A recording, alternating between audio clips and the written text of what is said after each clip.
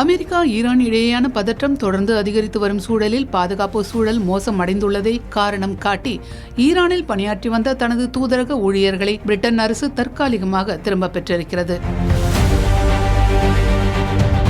தொடர்ச்சியாக அமெரிக்கா மேற்கொண்ட ராணுவ தாக்குதல்கள் மற்றும் அமெரிக்க அதிபர் டொனால்டு டிரம்ப் விடுத்துள்ள புதிய எச்சரிக்கைகளை தொடர்ந்து மத்திய கிழக்கில் பாதுகாப்பு நிலைமை மேலும் பதற்றமடைந்துள்ளதாக பிரிட்டன் வெளியுறவு அமைச்சகம் தெரிவித்திருக்கிறது.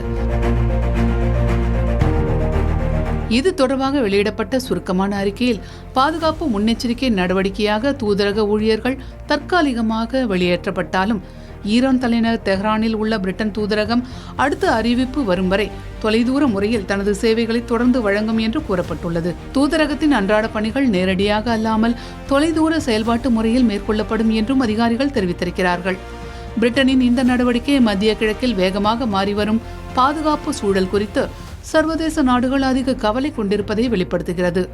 அமெரிக்கா ஈரான் மோதல் மேலும் தீவிரமடையக்கூடும் என்ற அச்சம் நிலவி வரும் நிலையில் பிராந்தியத்தில் உள்ள வெளிநாட்டு தூதரகங்கள் மற்றும் குடிமக்களின் பாதுகாப்பு குறித்த கவலைகளும் அதிகரித்திருக்கின்றன. இதனால் மத்திய கிழக்கில் நிலவும் பதற்றம் இன்னும் தீவிரமடையுமா என்ற கேள்வி சர்வதேச அரங்கில் எழுந்திருக்கிறது.